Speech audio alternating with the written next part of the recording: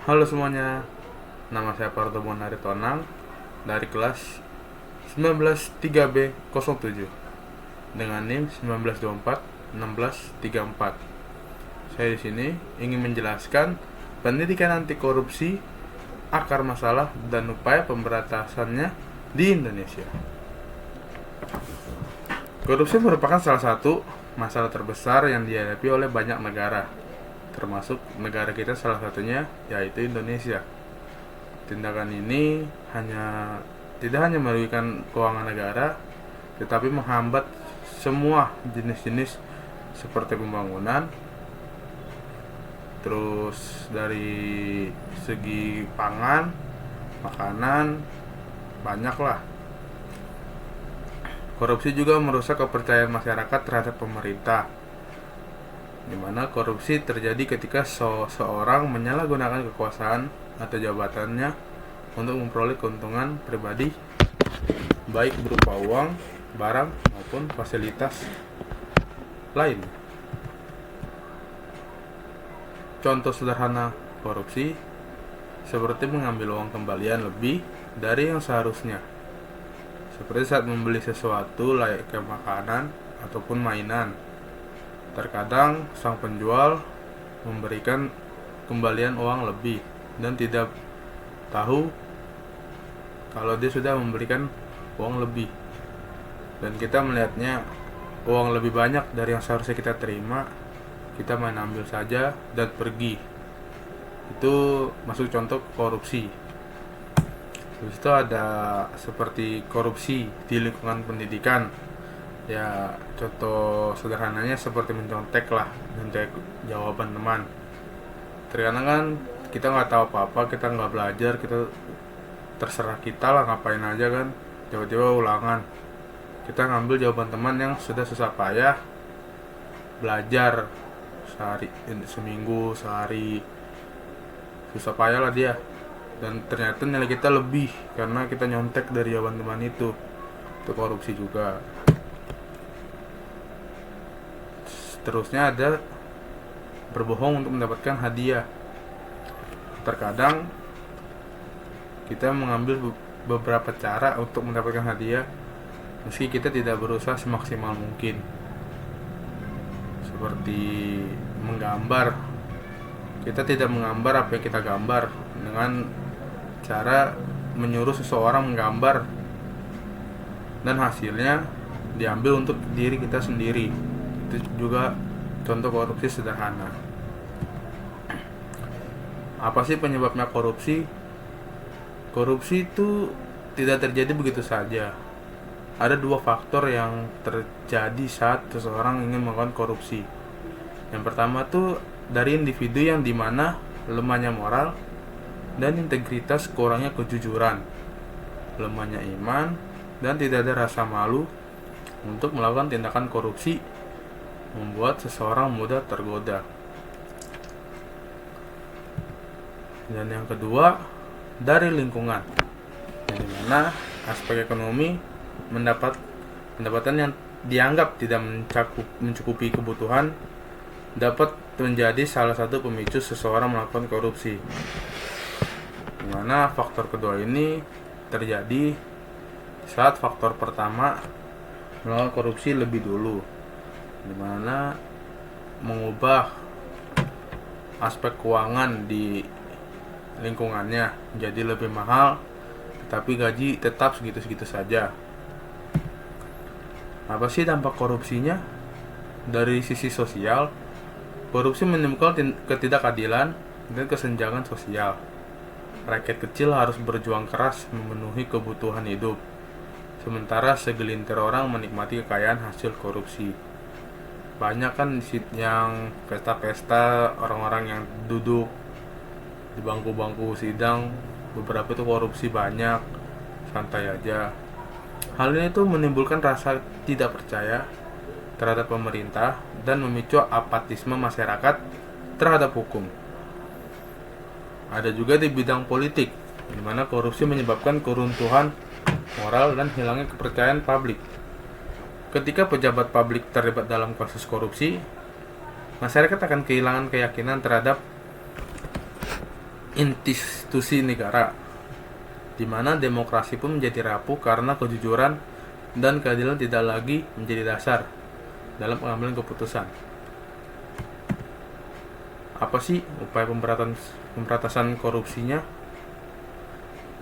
Pemerintah Indonesia telah melakukan berbagai upaya untuk memberantas korupsi, di mana salah satunya langkah penting adalah pembentukan Komisi Pemberantasan Korupsi atau yang disebut KPK, di mana KPK ini memiliki kewenangan khusus dalam menyelidiki dan menuntut kasus korupsi. KPK juga dikenal karena keberaniannya mengusut pejabat tinggi, baik di pemerintahan maupun lembaga. Tapi gimana ya, masyarakat Indonesia kan sudah melekat banget pada korupsi ya, dimana kemungkinan juga KPK ini ada korupsi juga kan. Ya nggak ada yang tahu lah. Meski keberadaan KPK ada, itu saja tidak cukup. Diperlukan kerjasama antara lembaga hukum, aparat penegak keadilan, dan masyarakat. Itu sulitnya memberantas korupsi, karena dari 4 hal ini aja 4-4-nya bisa masuk korupsi juga. Penegakan hukum tuh harus dilakukan secara tegas tanpa pandang bulu. Kayak di Cina tuh kan yang adalah langsung hukum mati gitu loh. Selain itu, transparansi dalam pengelolaan keuangan negara perlu terus ditingkatkan melalui sistem digital. Harga setiap transaksi dapat dipantau secara terbuka. Meski KPK sudah dibangun, kenapa sih masih banyak korupsi di luar sana? Dan bagaimana sih cara menangani korupsinya? Cara menangani korupsi memang strategi komprehensif yang menggabungkan penegakan hukum yang tegas atau represif, perbaikan sistem, dan pencegahan atau preventif, serta edukasi masyarakat. Dengan kunci utamanya adalah integritas, transparansi, dan akuntabilitas. Melalui penguatan lembaga anti korupsi atau KPK, peningkatan transparansi anggaran, pendidikan anti korupsi sejak dini, reformasi birokrasi, dan partisipasi aktif masyarakat seperti whistleblowing system dapat menangani korupsi itu sendiri perlahan. Apa sih itu strategi preventif? Strategi preventif itu seperti edukasi dan pendidikan anti korupsi, ada peningkatkan kesejahteraan pegawai, mana gaji layak untuk mengurangi godaan korupsi. Habis itu ada reformasi birokrasi, ada juga peningkatan transparansi dan penerapan teknologi digital. Habis itu ada strategi represif juga kan. Strategi represif itu seperti penegakan hukum yang tegas, penguatan lembaga anti korupsi, penyelidikan dan penuntutan, serta konsep pembuktian terbalik. Kita sebagai masyarakat tuh harus apa sih? Kita tuh harus partisipasi aktif, dimana kita mencari, memperoleh, dan memberikan informasi terkait korupsi. Ya meski kita ngelakuin itu juga beberapa yang dihilangkan kan. Ada juga seperti membentuk karakter diri dari mulai hal kecil dengan bersyukur dan jujur. Tetap kunci utamanya ada di integritas, transparansi, dan akuntabilitas atau ITE, dimana itu 3 pilar utama dalam pemberantasan korupsi. Apa sih tantangan dalam pemberantasan korupsi? Meskipun berbagai langkah telah dilakukan, pemberantasan korupsi di Indonesia masih menghadapi banyak tantangan, dimana salah satunya adalah mentalitas korupsi yang sudah mengakar di berbagai lapisan masyarakat. Itu tuh udah jadi jiwanya, di dalam hatinya tuh pasti korupsi lah, mau apa yang dilakuin. Karena sudah banyak masalah ekonomi juga dikarenakan korupsi ini, korupsi pun terus menambah, dimana karena korupsi menambah ini, ekonomi makin rusak. Di saat ekonomi makin rusak, korupsi makin banyak, dan itu akan terus berulang. Karena apa? Karena banyak orang yang menganggap korupsi sebagai hal biasa atau resiko jabatan doang. Selain itu, politik uang dalam proses pemilihan umum juga memperburuk situasi ketika jabatan diperoleh melalui suap atau sogokan. Maka penjabat yang terpilih cenderung berusaha mengembalikan modal dengan cara yang tidak jujur. Itu kan banyak banget tuh, dimana masih pemilihan aja orang-orang udah pada tahu siapa yang bakal menang, ya kan.